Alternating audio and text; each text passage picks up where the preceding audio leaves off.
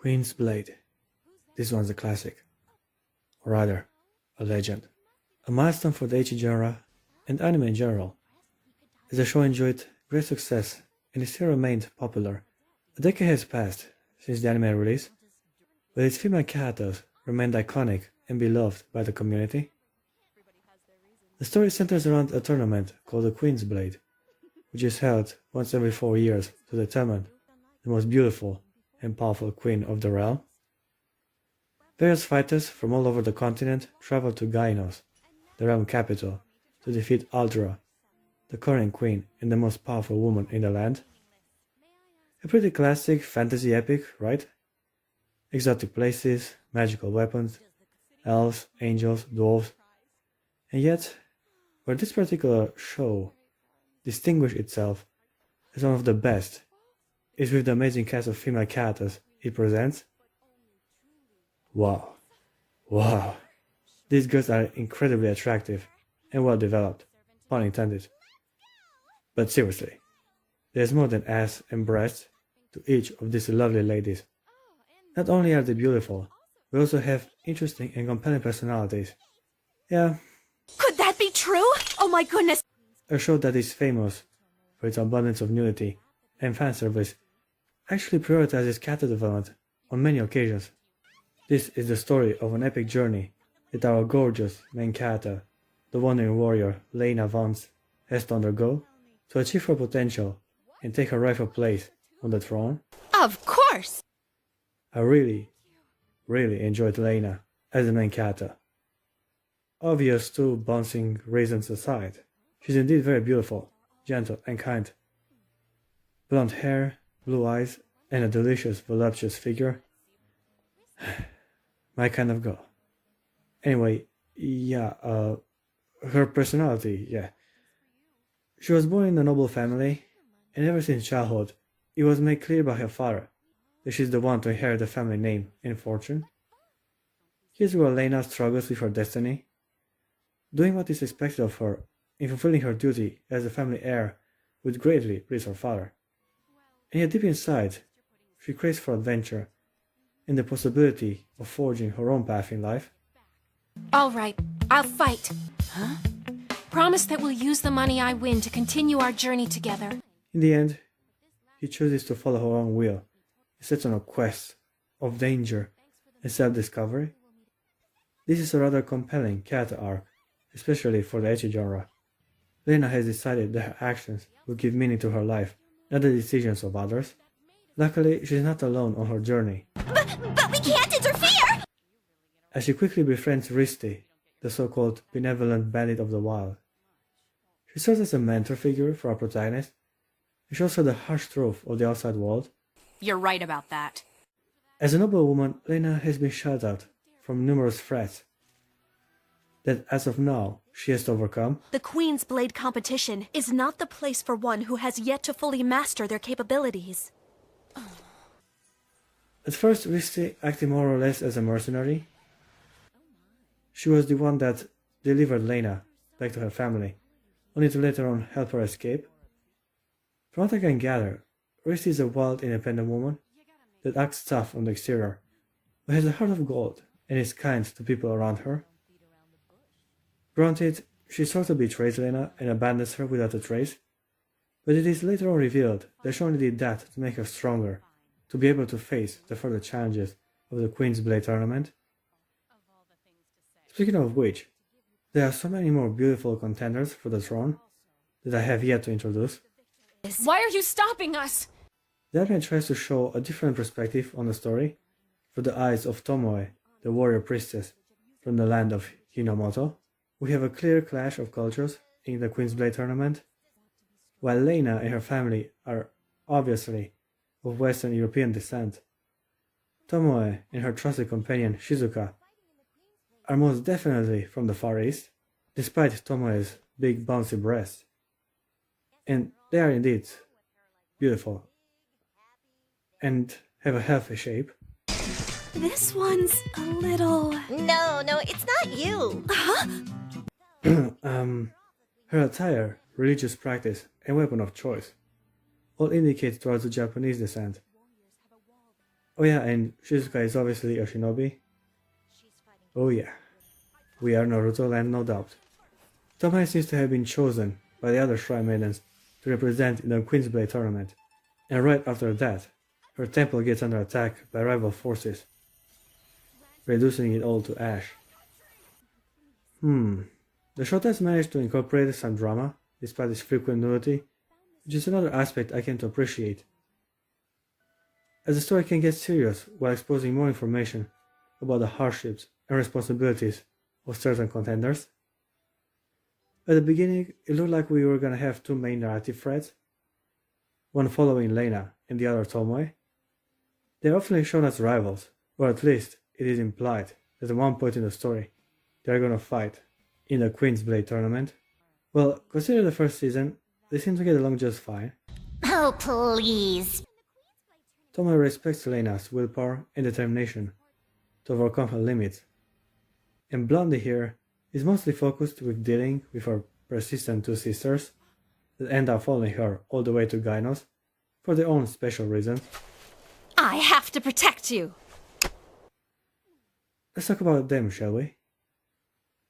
I'm gonna start with Elena Vance, my personal favorite.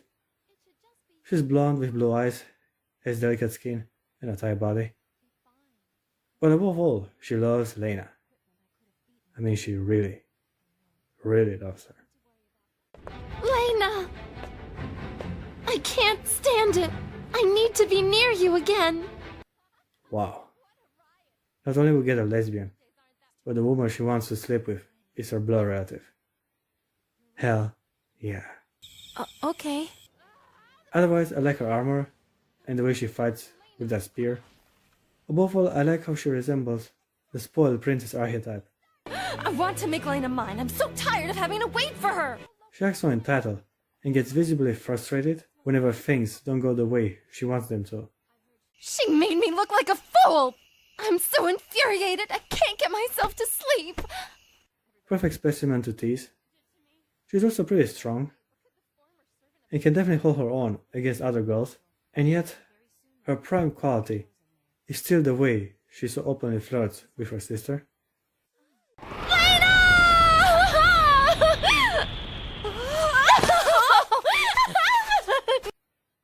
Next relative on the list is Claudette Vance, the Thunderclap General.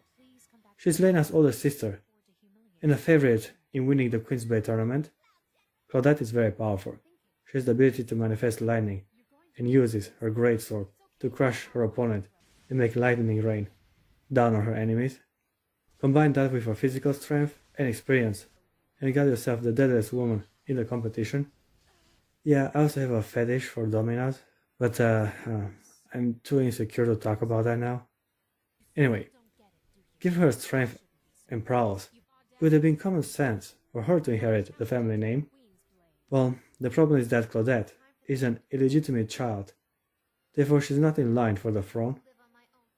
She is, however, tasked with the safety of the rightful heir, which is why she so stubbornly pursued Lena to convince her to return home. Lena refuses to conform to her demands and challenges her older sister to a duel. The fight wasn't that impressive, as Blondie was at the very beginning of her journey, and Claudette is obviously the superior fighter, but I really enjoyed their clash of ideologies. Ever since she was a child, Claudette wanted the approval of her father, and never disobeyed his will. Maybe simple is the way for me to be as well. Father. Being an illegitimate member of the family, she understood that she has to earn her place in the Vance castle, which pushed her into becoming a responsible and diligent knight. All she wanted was to be accepted, therefore she did all she could to prove her worth. While on the other hand, Lena was born entitled. She didn't have to fight for her place in the Vance family, and worst of all, she decided to abandon her given social status in favor of pursuing some foolish adventure. This whole struggle was an engaging conflict which further developed and pushed both Claudette and Lena to discover who they truly are. There are plenty of more women that deserve at least to be mentioned, like Nanael, the clumsy and obnoxious angel that follows Lena around She was tasked with orchestrating fights between potential contenders for the Queen's Blade tournament. I'm the Angel of Hope, known as Nanael! And now let the gates of trails be opened! Ever since her introduction, it was pretty clear she is lousy at her job, and even the other angels think poorly of her. I wanted to start the first Queen's Blade! Luckily, she gets the opportunity to prove her worth, and it is later on her mission to guide Lena on her journey. What a blessing for our protagonist, as she herself is overwhelmed by this fortunate turn of events. Let's keep going at a slow pace! Slow and easy. Another important figure that helped Lena overcome her insecurities is the freelance mercenary elf, Echidna. She was captivated by Lena's innocence and beauty and eventually became a vital companion on her journey. Echidna is the one that taught Lena how to fight and unlock her hidden potential. This mercenary elf started off as an anti-hero. I am Echidna, the veteran mercenary. I took this job, but how I handle her is up to me. And by the end of the first season, she became a mentor for our main character. Again, pretty solid character development, despite a low amount of screen time. Still want to mention 3 more girls before I come to a close. The devoted servants of the infamous Swamp Witch, namely Irie, Menace, and Melona. Melona is the first opponent Lena has to face at the very beginning of her journey. She's a shapeshifter and can change the shape of her body freely and instantly. Melona can also shoot acid from her tits. Huh? I don't think that's a good idea. Great weapon of choice. A very dangerous woman indeed, but not as deadly as Irie, who is a wrath summoned by the Swamp Witch to kill her enemies in the Queen's Blade tournament. She can literally steal your soul with a kiss. Not a bad way to die. Irie is my second favorite waifu from the bunch, after Elena of course.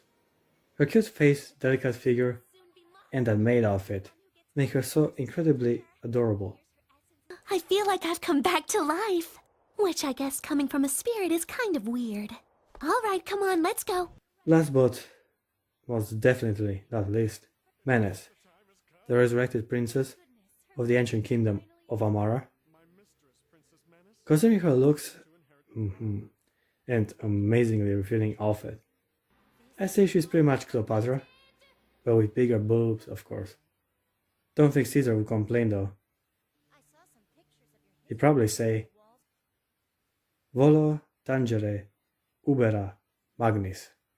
Speaking of lustful perverts, her cat-like scepter, Cetera, can talk and even has a will of his own. Check it out. There are more hot ladies over there. I think I'm going to like this town. And after that profound quote, I give Queen's Blade an 8 out of 10. I very much recommend this show